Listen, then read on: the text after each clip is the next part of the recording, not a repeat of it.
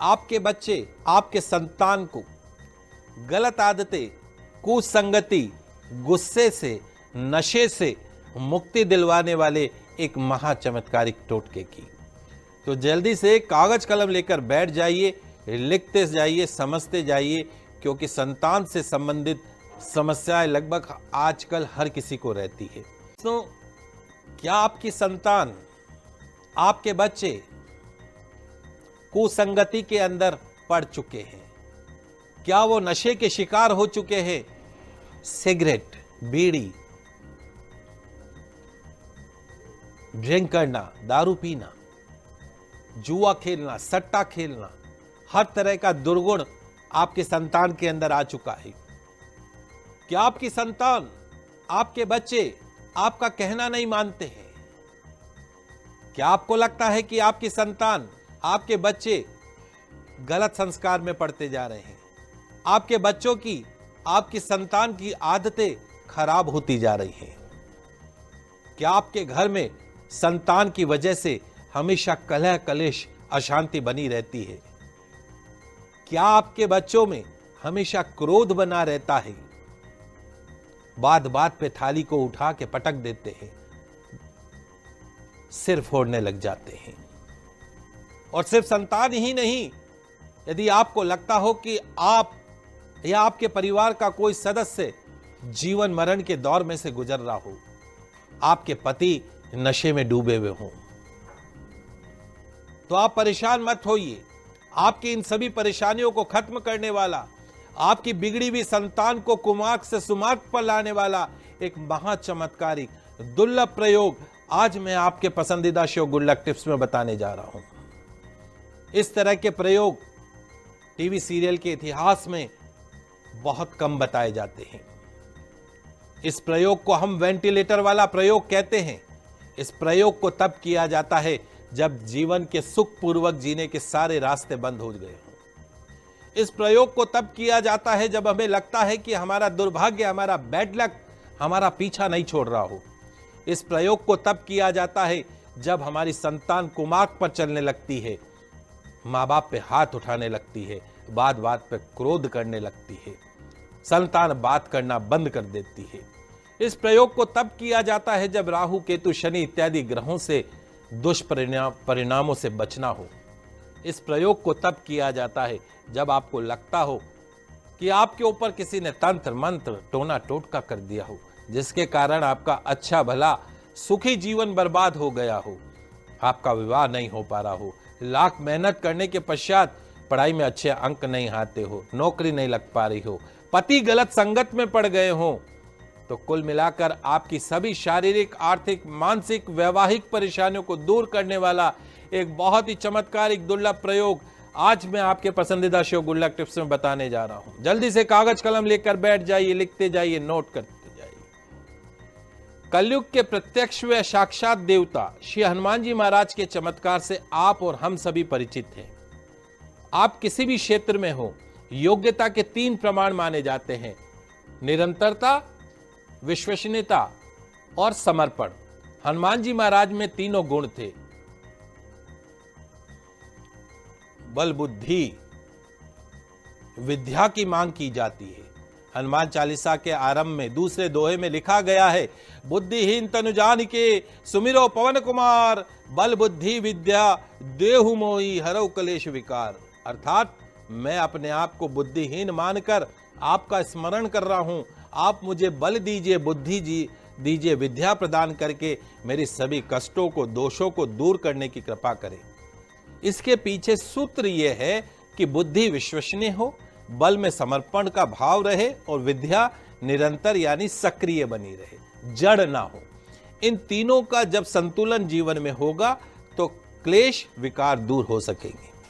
यह हनुमान जी महाराज की विशेषता है कि मनुष्यों के क्लेश विकारों को पहचानते भी हैं, दूर करना भी जानते हैं। जीवन के समस्त दुख संताप को मिटाने के लिए यूं तो हनुमान जी महाराज के कई सारे प्रयोग प्रचलित है, लेकिन उनमें से कुछ अनुभूत अनुष्ठान हैं जिनका प्रयोग आज तक कभी भी खाली नहीं गया है। यह प्रयोग उन्हीं में से एक है। मेरा दावा है लगातार 40 दिन तक आप इस प्रयोग को करें, आपके घर का वातावरण सुंदर बन जाएगा, आपकी संतान सुमार्ग पर चलने लगेगी और आपको अपने जीवन में, अपने घर में संपन्नता देखने को मिलेगी। इस प्रयोग में रामचरितमानस की एक चौपाई की महत्वपूर्ण भूमिका है। आप लिख लीजिए, इस चौपाई को समझ लीजिए, बहुत ही चमत्कारिक परिणाम देने वाली है। आप सबको याद होगी, दीन दयाल विरद संभारी हरऊ नाथ मम संकट भारी। दीन दयाल विरद संभारी हरऊ नाथ मम संकट भारी। इस चौपाई को घर का बड़ा व्यक्ति, संतान की माँ, वो जाप कर सकती है। चौपाई का सुंदरकांड के साथ संपुट पाठ किया जाए तो चाहे कितनी पुरानी गलत आदत हो, गलत संगत हो, सारे बुरे संस्कार, बुरी आदतें 40 दिन के अंदर खत्म हो जाती है। 40 दिन तक इस चौपाई का पाठ न केवल आपकी संतान को बुरी आदतें से छुटकारा देगा, बल्कि उत्तम संस्कार भी प्रदान करेगा। चौपाई मैंने आपको बताई, दीन दयाल विरद संभारी हरऊ नाथ मम संकट भारी। अब ये जान लेते हैं कि इस प्रयोग को, अनुष्ठान को किस विधि के द्वारा किया जाए। आपको करना यह है कि किसी भी शुक्ल पक्ष के प्रथम मंगलवार को प्रातः स्नान आदि से निवृत्त होने के पश्चात लाल वस्त्र धारण करके ऊनी आसन पर पूर्व दिशा की तरफ मुख करके बैठ जाएं। आचमन और प्राणायाम करके भगवान श्री राम, भगवान श्री हनुमान जी की पूजा का संकल्प करें। एक चौकी के ऊपर अर्थात बाजोट के ऊपर लाल वस्त्र बिछाकर सर्वप्रथम हनुमान जी की, श्री सीताराम जी दरबार का एक चित्र या मूर्ति लाल वस्त्र पर स्थापित कर दें। महावीर हनुमान जी के किसी भी अनुष्ठान में अथवा पूजा आदि में अखंड दीप का विशेष महत्व होता है। ये एक महत्वपूर्ण जानकारी है। 5 प्रकार के अनाज लिख लीजिएगा, आपकी टीवी स्क्रीन पे भी आ रहे होंगे। गेहूं, चावल, हरे मूंग, काले उड़द और काले तिल। गेहूं, चावल, हरे मूंग, काले उड़द और काले तिल। गेहूं, हरे मूंग, चावल, काले तिल और काले उड़द। ये 5 प्रकार के अनाज एक एक मुट्ठी अनुष्ठान से एक दिन पूर्व लेकर उनको शुद्ध गंगा जल में भिगो दें।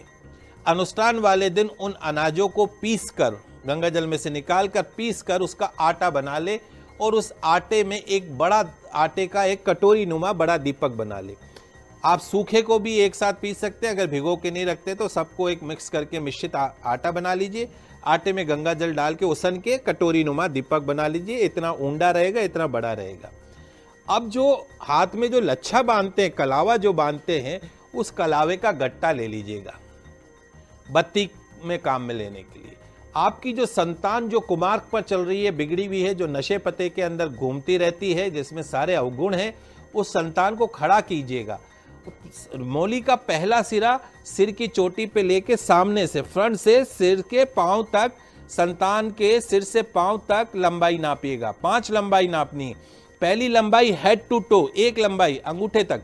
दूसरी लंबाई कैसे नापेंगे? हेड वाली छोड़ देंगे, टो वाली पकड़ के लाएंगे, फिर ऊपर से दूसरी, बार बार ऊपर से नीचे नापेंगे, नीचे से ऊपर नहीं ले जाएंगे। मान लो 6 फुट लंबा आपका लड़का है तो 6 पंजे 30 फुट लंबी हो गई। फिर उस 30 फुट लंबी को 5-7 बार फोल्ड करके अल्टीमेटली उसको बट के हथेली जितनी लंबी बत्ती बनाएंगे। तो हथेली जितनी लंबी बत्ती बनाकर आटे का जो दीपक बनाया है उसमें सरसों का तेल या तिल्ली का तेल या चमेली का तेल डालकर उस बत्ती को प्रज्वलित कर दीजिए। थोड़ा मुश्किल से जलेगा लेकिन उसको जला दीजिएगा। भगवान श्री राम जी की, हनुमान जी महाराज की विधि विधान से पूजन अर्चन कीजिएगा। धूप दीप नैवेद्य अर्पण कीजिएगा और संपूर्ण साधना के 40 दिन में हनुमान जी महाराज को गुड़, चने, मधु, मुनक्का, बेसन के मोदक, केले आदि का भोग अर्पण कीजिएगा। साधना उपरांत प्रसाद वितरण करके स्वयं भी ग्रहण कीजिएगा। शुद्ध उच्चारण के साथ हृदय में हनुमान जी महाराज, सीताराम जी की दिव्य छवि का ध्यान करके सुंदरकांड का पाठ करना है। जो चौपाई मैंने आपको बताई है, दीन दयाल विरद संभारी हरऊ नाथ मम संकट भारी, मंगल भवन मंगल हारी द्रवहु सुदशरथ अजर बिहारी। दीन दयाल विरद संभारी हरऊ नाथ मम संकट भारी।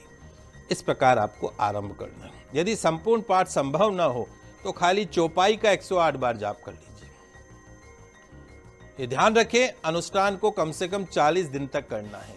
निश्चित तौर पर आपकी संतान से संबंधित सभी परेशानियां दूर होंगी, बल्कि आपके मनोवांछित कार्य भी निर्विघ्न रूप से पूरे हो जाएंगे। ध्यान रहे कि अनुष्ठान के लिए शुद्ध स्थान, शांत वातावरण परम आवश्यक है, जहां कोई आपको टोके नहीं, आपकी साधना निर्बाध अखंड रूप से पूरी हो जाए।